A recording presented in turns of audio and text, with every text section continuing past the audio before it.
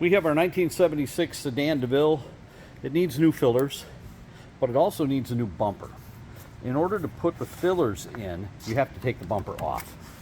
Not to do these or this, but in order to do these, you have to take the bumper off.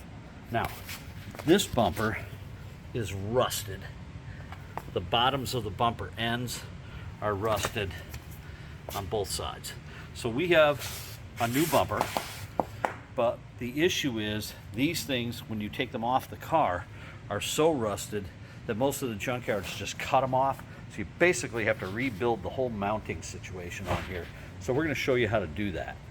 First thing you need to know is that underneath this bumper, attached to the bumper, is a wiring loom. You can see it. It runs the license plate lights and the lights in the bumper ends. It is connected by one connector right here. It's not a multiple connector because it doesn't do multiple things. So you just pull that out, and that is just to the driver's side of the gas tank filler. There is also usually a ground which is broken off, and you can reground that with a clip to almost anything here. So now you are completely free to get these off. The issue you're going to have is over here on the bumper shocks. See if we can do that so you can see. The bumper shocks are going to be rusted. These carriage bolts are going to spin like crazy, and they are never going to go out of there the way they're supposed to, which means you'd have to take all of these other bolts off, but you don't want to do that while it's on the car. You want to do this when it comes off the car, because these are all going to be rusted and broken too. So what we did was we had a buddy of ours who did the brakes on this car break off these and loosen up these two pieces on the shock mount. We'll show you that from the other side. Of course, as usual, I lied. There's three of them. One, two, and then a third one all the way down. And my mechanic buddy broke those loose with an impact, got them all loosened up. So all I have to do is take those off.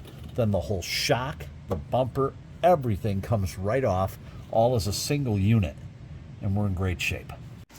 Okay, when you take these bolts out of this shock mount, what you would ordinarily do is have one of your friends come over and help you hold the bumper up.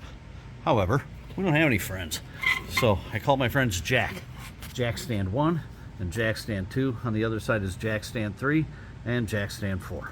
And so the jack stands are going to hold this up while we loosen the bumper, and then we'll be able to gently lift it off of there and put it on the ground. And thanks to the help of our friends Jack, all 4 jack stands, the bumper is now on the ground where we can take everything apart and get it all prepped for our new bumper. Okay, it's going to be helpful to go through an anatomy of what these bumpers are all about so you know why we're doing what we're doing. This holds this to the frame of the car. This is the impact absorbing shock. This is what, under ordinary circumstances, these 4 bolts, they're carriage bolts, you would loosen those, drop the bumper, done deal. These have rusted to the point where they just spin. You can't get them off, so we need to redo that. I'll show you how to do that once we get everything apart.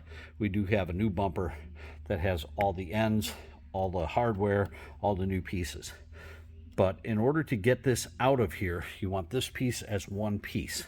So we can take a Sawzall and just cut this here, here, here, here, and call it a day. But there are easier ways to do that. Okay, the first thing we did was we unscrewed the little parking lights on each side, took those apart, and disconnected the wiring from there. And then we disconnected the wiring from the tail license plate lamps. We took the 2 half-inch screws out of here and lifted this gas filler panel, which is still in great shape, doesn't even need to be painted, so we're going to put that off to the side. We took the wiring loom and we put that in the back of the car so it's safe for later, because we're going to reuse that. Now, because we need to get at parts that are under here, and we need all of this to be whole, and the rub strip that's on the front of this bumper is only accessed from behind this reinforcement panel, we have to take this whole panel apart. So what we've done is we've hit every single thing with liquid wrench, and we're kind of hoping that we can get the majority of these out. However, we've learned from the experience of the junkyard bumper that we got that there's going to be 3 or 4 that are going to stick no matter what. So we're going to let that penetrating oil sink in really nice, let it soak, let it loosen everything up, and then we'll come back and we'll hit it with the impact and see what we can get off. While we're waiting for the liquid wrench to penetrate into those bolts, let's go ahead and take these Fender Extensions off. They're 1/4-inch nut drivers.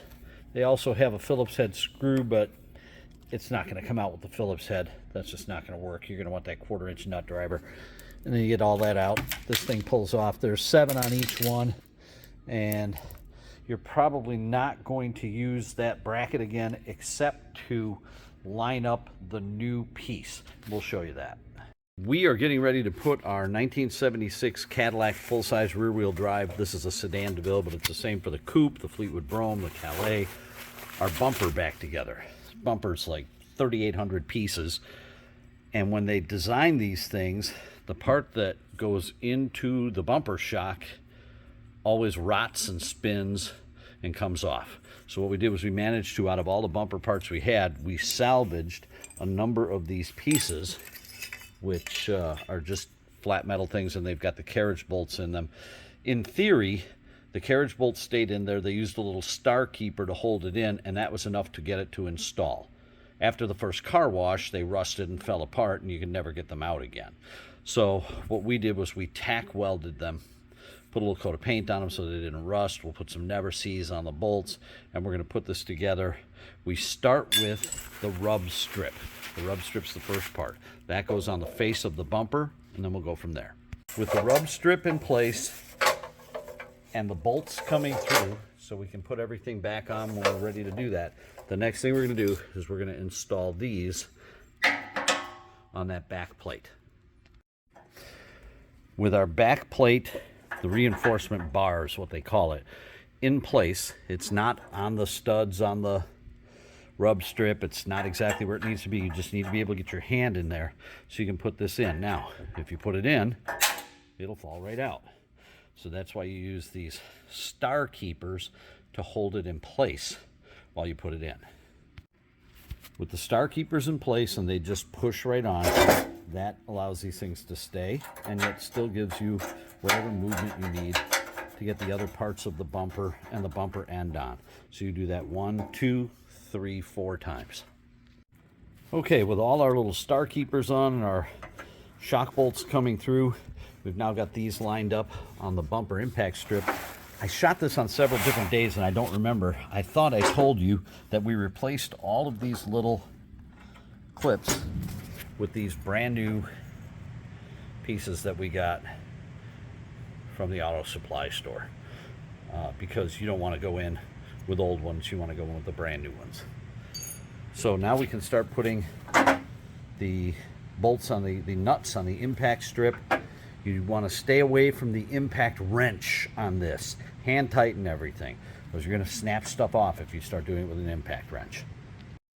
Okay, now that we've got all of the nuts on the bolts for the rub strip and the reinforcement bar, and again, much like when you're putting a tire on, just touch them to the end of it. Don't wrench them on, because you still might need to move this a little bit to get everything else to fit. We're now going to go and put in these bolts that we have previously cleaned, and of course we've replaced these clips that they go into. And again, hand tighten them if you can, snug them up a little bit with a socket. They should go in really nice because you've oiled them up so well and the keepers are new. And then that's going to be that. Once you get everything put in, then you can go back with your socket, not with an impact, and tighten them up. Everybody goes, well, I use an impact, it's faster. Right, and then they snap off and you go, well, where am I going to get the parts? Don't do that. One of the key important parts to remember is when you're putting these in, on the outer ones, on both sides, there is this bracket that is a support for the bumper end. So that has to go in first, like this, and then you put your pieces in underneath that and put the stars in on top of it to hold the whole thing in place. You may notice later on in the video that that doesn't appear to be that way. That's because I sort of forgot and I went back and re-edited this. Never mind that part. And now it's time to put the bumper ends on. So the bumper ends have 2 holes here, and they marry up to the 2 holes in the bumper.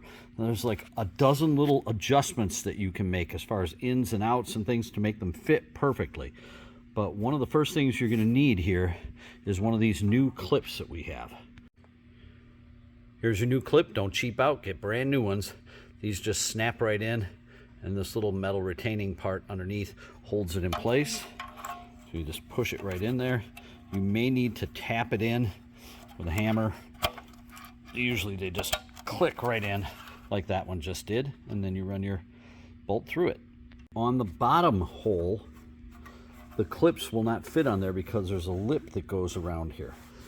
When they made these things new, they had some weird little thing that had a metal, like a fork on it, and it had a bolt on it. You would hold it underneath and you would put it in there, and then that would immediately break off and you could never get the thing off again.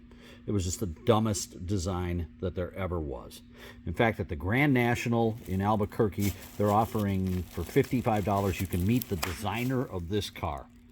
I am not paying $55 to meet the guy who designed this nightmare and this nightmare unless I can give him a smack for my $55.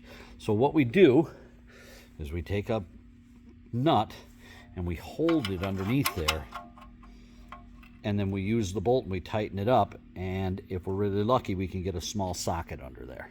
Okay, like I said, there's a bunch of little adjustments with this where you can move this piece side to side and up and down and things like that. And generally what you want to do is you want to get it to where it was before and get it at least close.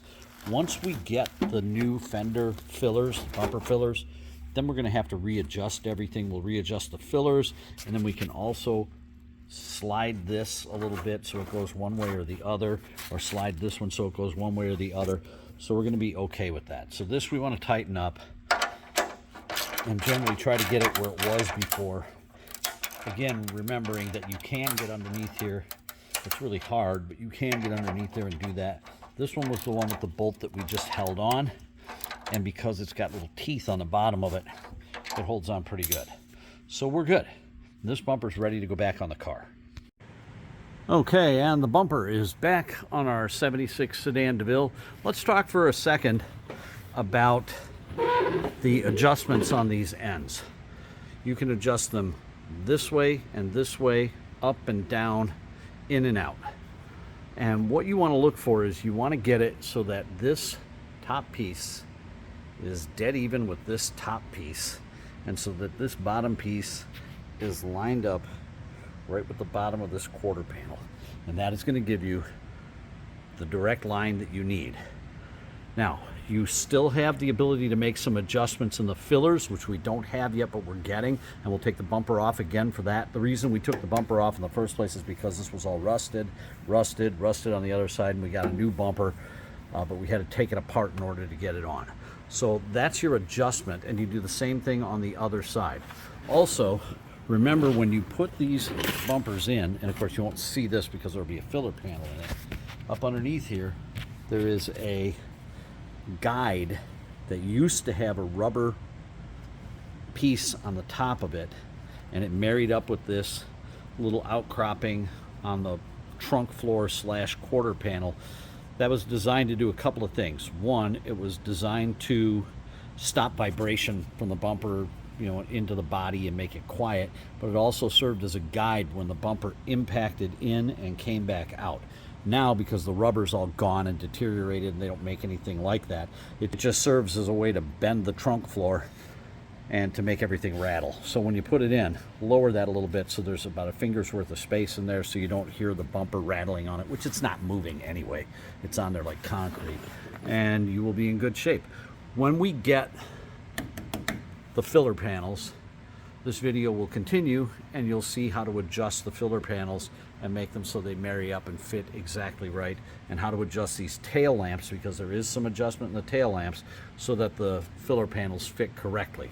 There's some adjustment here and there's some adjustment here, so you can move these either this way, up or down to get them to fit within those filler panels very well.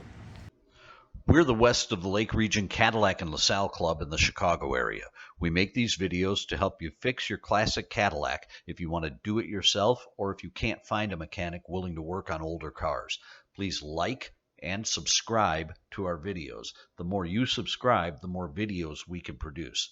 If you have any questions or would like us to make a video showing how to repair something on your car, please drop us an email at westofthelakeclc@gmail.com or leave a comment below. We'll do our best to get back to you as soon as possible.